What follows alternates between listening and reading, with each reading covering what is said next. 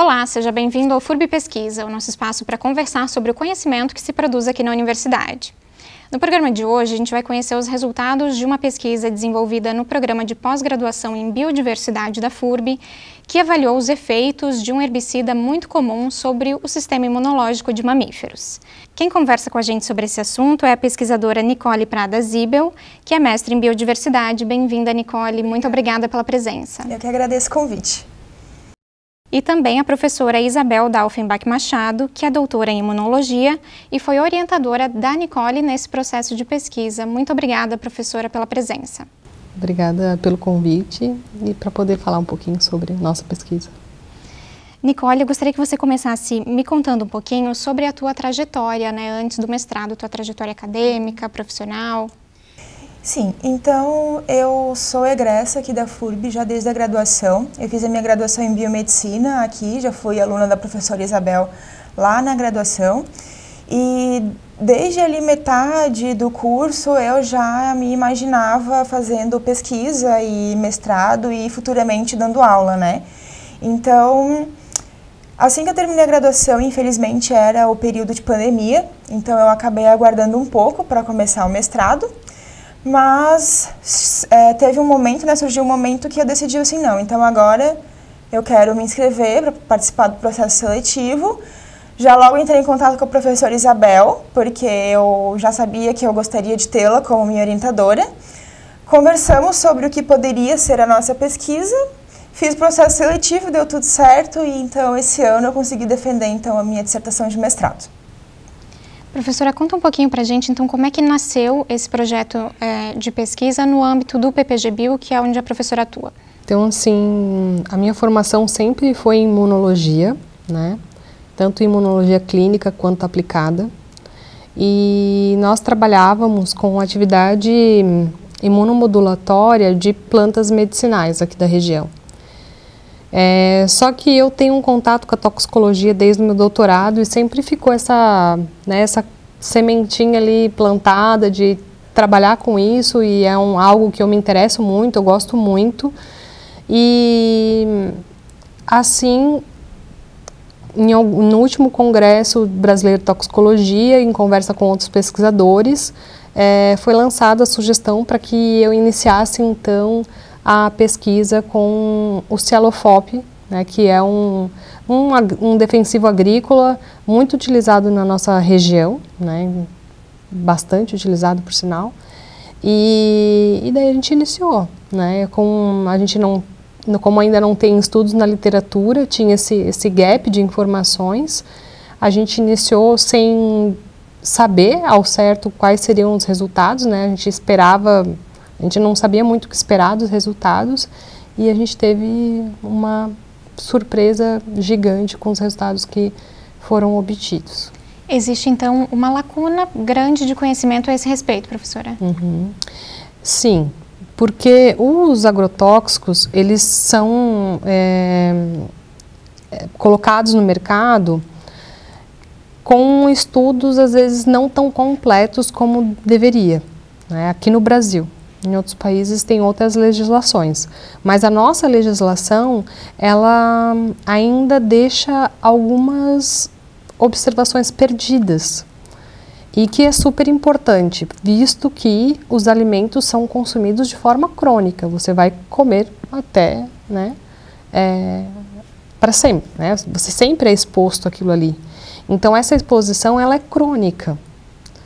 E essa exposição crônica nem sempre conseguem ser mensuradas nos testes, que são utilizados para comprovação que aquele defensivo agrícola não é perigoso, não é prejudicial à saúde humana. E isso também é bem importante mencionar, que geralmente é para humanos os testes, pensando na aplicação em humanos. Só que a gente tem que pensar que não é só humanos que tem naquela plantação.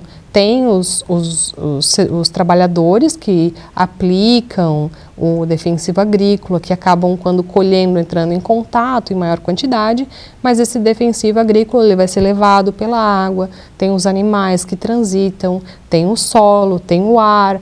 Então existem inúmeras possibilidades de contato dose e tempo de exposição, né? E isso não consegue ser mensurado. A gente pode dizer, então, que esse trabalho que foi conduzido pela Nicole, sob a sua orientação, ele é sob algum aspecto inédito? Para esse defensivo, sim. Conta pra gente, então, Nicole, qual foi o propósito central, o objetivo central do teu estudo? Então, o objetivo central dele foi estudar os efeitos imunotoxicológicos da exposição crônica ao estilofope butílico em mamíferos, né? Para a gente conseguir chegar nesses resultados, foi preciso realizar uma exposição durante 28 dias consecutivos nos camundongos por via oral a esse agrotóxico.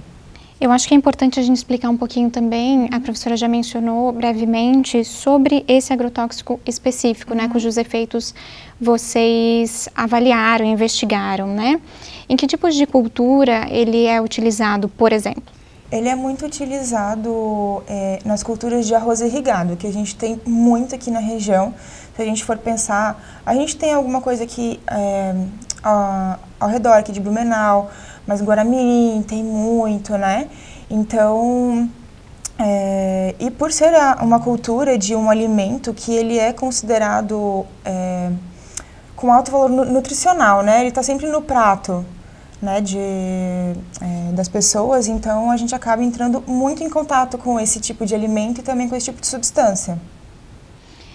Na literatura, estudos anteriores já apontaram, professora Isabel, a toxicidade desse agrotóxico específico em outros animais ou para seres humanos? O que a literatura já trazia sobre ele?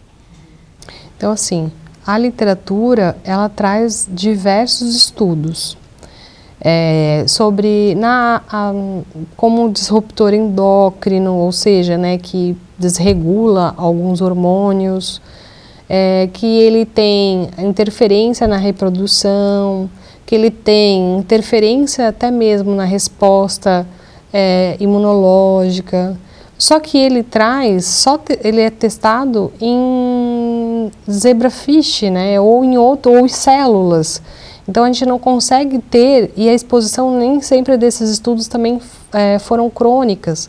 Então a gente não consegue ter ideia como esse Alofope se comporta numa exposição crônica na resposta imunológica. Por que é importante isso? Principalmente porque enquanto a gente estiver em condições fisiológicas, talvez a gente não veja tanta importância disso. Mas quando o indivíduo ele é desafiado, ou seja, eu sou exposta a determinada substância de forma crônica e não vejo nenhum problema. Está um exemplo, né? Poluentes da queima de combustível, né? Ou seja, a fumaça dos carros, o cigarro. A pessoa, mas eu fumo e estou bem. Né?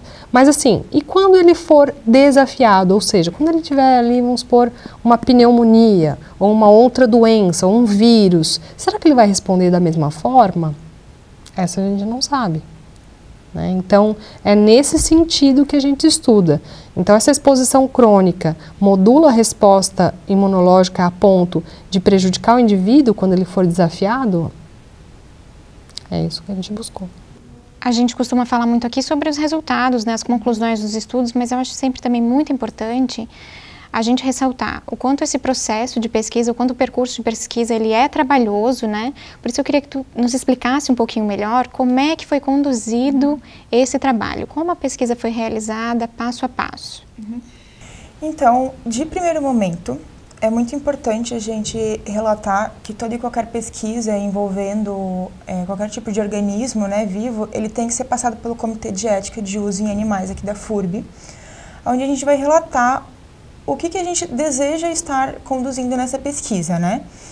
Ali, então, no comitê, eles discutem e, eventualmente, então, eles te concedem a aprovação para você seguir, então, a essa pesquisa, né? Então, o nosso projeto, ele foi aprovado pelo Comitê de Ética de Uso em Animais aqui da FURB. Então, a gente pede o número de animais específicos lá para o biotério central da FURB. E daí eles são trazidos para mim, né, para nós lá no Campus 3, no biotério setorial. Lá eles têm uma sala que ela é feita para a acomodação desses animais. Então ali eles vão ter um ciclo de luz clara e escura de 12 horas cada para simular dia e noite. Eles têm água e comida à vontade, temperatura constante de 22 graus e umidade constante também. Isso tudo para evitar que o animal atinja algum nível de estresse que possa estar interferindo depois na nossa pesquisa. Em relação à exposição ao agrotóxico, né, ao Cialofop, ele foi realizado por via oral a esse animal, a uma dosagem que foi estabelecida entre eu e a Isabel, né, tendo como referência outros estudos, né, a gente chegou numa dose onde a gente teve 3 doses de exposição. Uma foi de 0,1 miligramas por quilo de Cialofop, a outra foi de 1 miligrama e a maior que foi de 10 miligramas por quilo. Então, durante 28 dias consecutivos, sendo sábado, domingo e feriados, eu vinha para a FURB lá no Campus 3, eu pegava os camundongos e eu tratava eles, né, a gente chama de tratamento, por via oral a essas doses, que seriam os 3 grupos de exposição ao Cialofop. E fora esses grupos, eu tinha mais 2 grupos de camundongo, que era o que a gente chama de naive, que ele não recebe nenhum tipo de exposição. A gente tem esse grupo de animal para a gente saber qual é a qualidade de saúde, né, que ele veio para mim lá do biotério. E a gente tem o grupo de controle, que é o que a gente utiliza, o veículo utilizado para diluir o Cialofop. Então, no nosso caso, a gente utilizou água destilada para fazer a diluição dessas doses. E então, o grupo controle recebeu água destilada, para a gente conseguir, então, depois avaliar se esse meu veículo para diluição, ele tava ok, que ele não causou nenhum tipo de estresse nesse animal.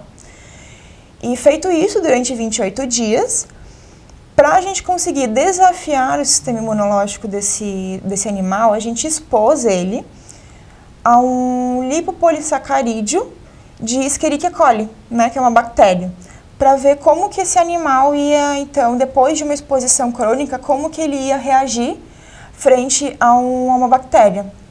E daí, feito isso, a gente expunha ele a essa Escherichia coli, né, a bactéria, e depois a gente realizava o que a gente chama de lavagem broncoalveolar.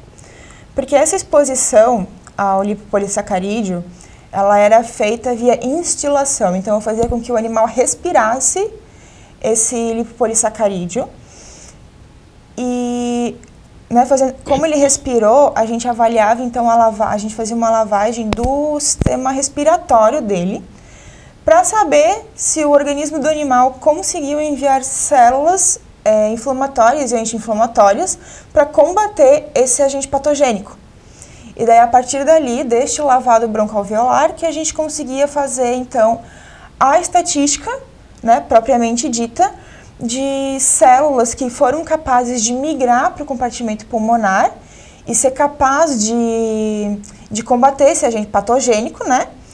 E posteriormente, a gente também conseguiu realizar a dosagem de citocinas, né, pró-inflamatórias e anti-inflamatórias.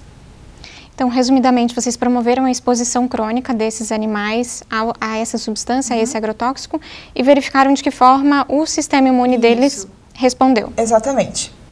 Acho que a gente pode entrar um pouquinho agora, então, nos resultados, né? Quais foram as conclusões a que vocês chegaram a partir da análise desses experimentos? Isso, então, de primeiro momento, feito então essa lavagem broncoalveolar, a gente conseguiu realizar a contagem de células, isso tudo via microscopia óptica, né, das células então que foram capazes de migrar para esse compartimento pulmonar. A gente chama, na verdade, essa contagem de contagem total de células inflamatórias. E depois a gente consegue fazer uma contagem que a gente chama de contagem diferencial de células, onde eu consigo diferenciar se ela era uma célula de neutrófilo, se ela era um linfócito, né? Todas essas células, elas têm a sua importância particular dentro da resolução de um processo inflamatório, né? Quando a gente foi fazer a estatística da contagem dessas células, a gente viu que os animais expostos a todas as doses, eles tiveram uma diminuição dessas células no compartimento pulmonar, indicando uma imunossupressão do sistema imunológico desse mamífero depois de uma exposição crônica, né, a esse agrotóxico. Referente às dosagens de citocinas, conseguimos fazer a dosagem das citocinas da interleucina 6 e do fator de necrose tumoral, que também houve uma diminuição então dessa secreção dessas citocinas nos animais tratados, as doses. E também foi possível avaliar que células da linha de macrófagos, que são aquelas células que conseguem fagocitar organismos patogênicos, elas tiveram uma atividade bem reduzida de capacidade de fagocitar, né? De fagocitar e de digerir essas células para que a gente consiga combater o organismo patogênico. Então, a gente teve uma diminuição também da atividade dessas células nos animais que foram tratados com esse herbicida. Você mencionou anteriormente que houve diferença entre as doses, né? Da substância, enfim, a que os animais foram expostos. Houve diferença nos efeitos de acordo com as doses ou não? Teve. Na contagem de células total e diferencial, houve diferença estatisticamente significativa em todas as doses, porém, nas dosagens das interleucinas, né, das citocinas, os animais que foram expostos às maiores doses, né, de 1 mg por quilo e 10 mg por quilo, que foram consideradas estatisticamente significativas. Resumidamente, a gente pode concluir, então, a partir desse processo, que a exposição crônica a essa substância suprimiu o sistema imunológico desses animais. Sim. Professora Isabel, qual que é a relevância desses resultados obtidos, então, pela pesquisa? Então, assim, nessa pesquisa, como mostrou essa imunossupressão, e principalmente da nossa primeira linha de defesa, né? Então, quando a gente entra em contato com o micro-organismo, nós temos uma primeira linha de defesa, que são células que estão prontas para responder. E esse CeloFop, ele mostrou que ele suprime essas células, ele tira a habilidade delas responderem, favorecendo, né, no caso ele era um lipopolissacarídeo, que é um pedaço da bactéria só, mas se fosse um micro-organismo, facilmente esse micro-organismo conseguiria invadir todo o sistema e causar a doença na sua forma mais grave. E muitas vezes isso, na rotina clínica, isso nem sempre consegue ser observado por quem está recebendo o paciente, né? Ah, então esse quadro de piora é por quê? Será que não tem uma exposição crônica a algo? Será que ele vai responder da mesma forma de uma pessoa que não é exposta? Que cuidados a gente tem que ter, né? Então, olhar além daquele processo que está sendo gerado no indivíduo. Então, a exposição a xenobióticos, né, ou seja, substâncias que são exógenas, que são do nosso ambiente, ela é extremamente importante no quadro clínico dos pacientes.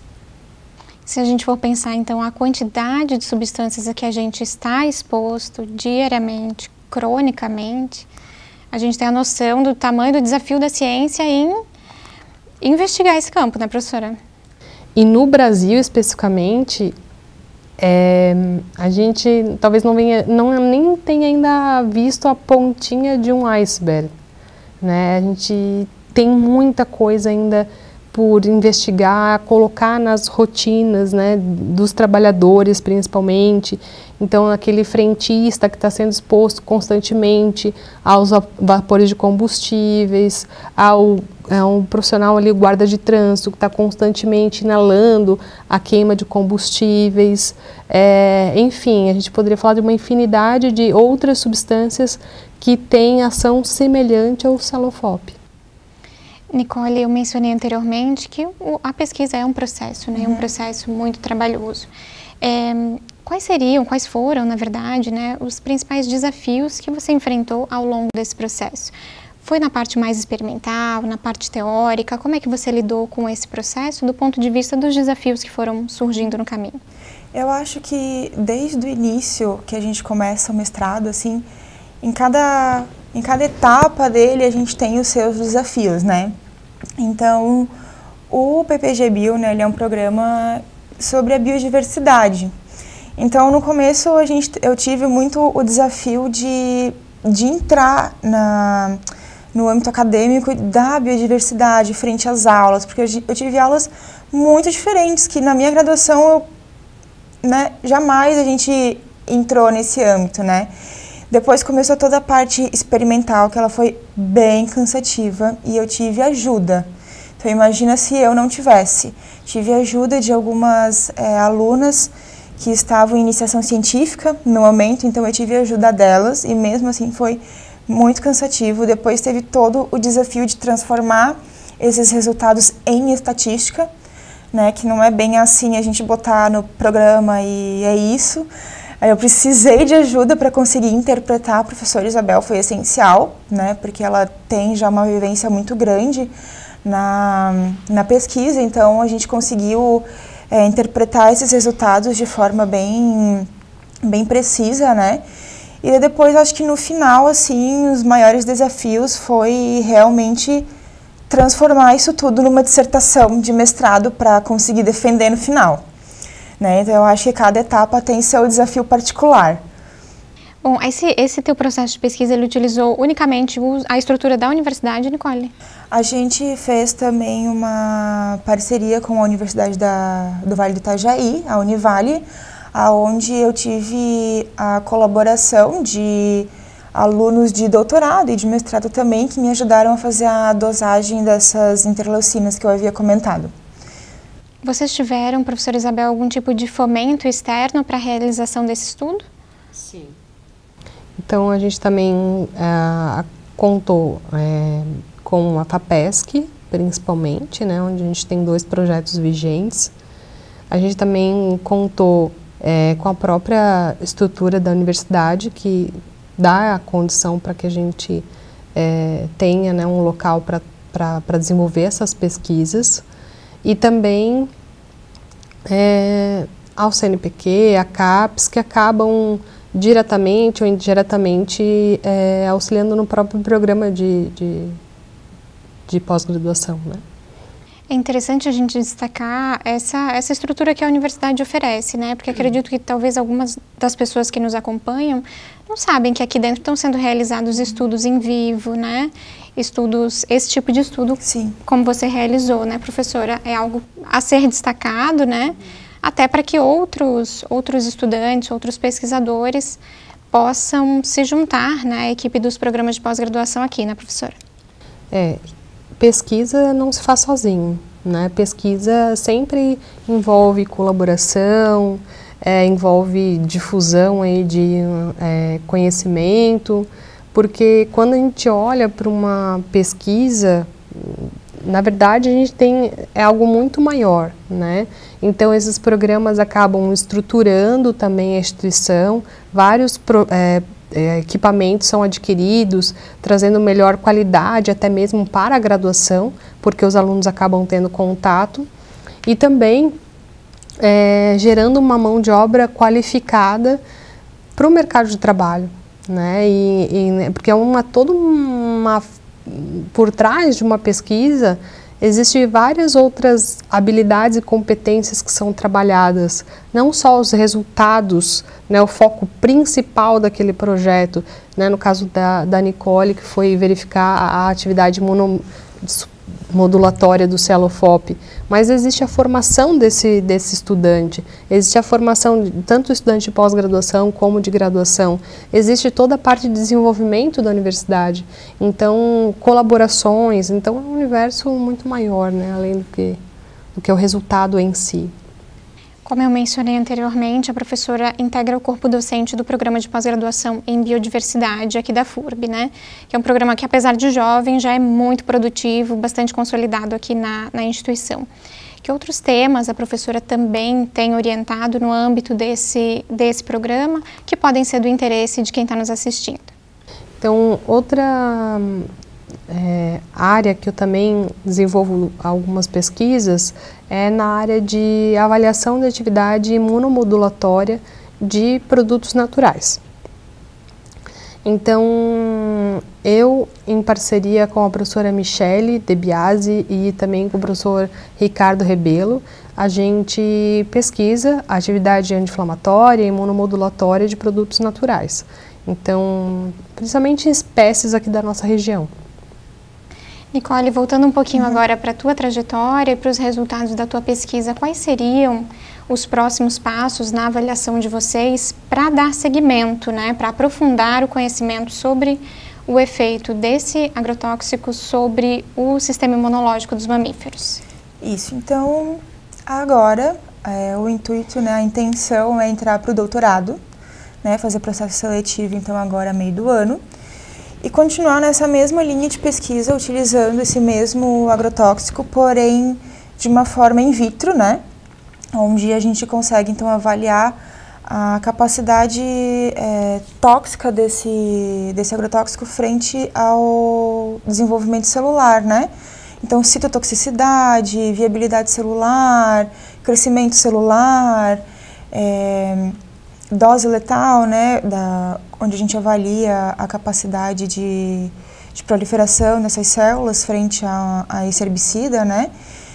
E também toda a questão de mediadores inflamatórios, como interleucinas, né? Frente, então, à exposição a esse tipo de agrotóxico. Bom, no programa de hoje nós conversamos com a pesquisadora Nicole Prada Zibel, que é mestre em biodiversidade. Muito obrigada, Nicole, pela tua presença aqui hoje. Imagina, eu que agradeço o convite, foi um prazer. E conversamos também com a professora Isabel Dalfenbach Machado, que é doutora em imunologia e professora do programa de pós-graduação em biodiversidade aqui da FURB. Muito obrigada, professora, pela presença. Eu que agradeço. A gente agradece também a você pela sua companhia e te convida a acompanhar as próximas edições do FURB Pesquisa, toda sexta-feira, no canal da FURB no YouTube.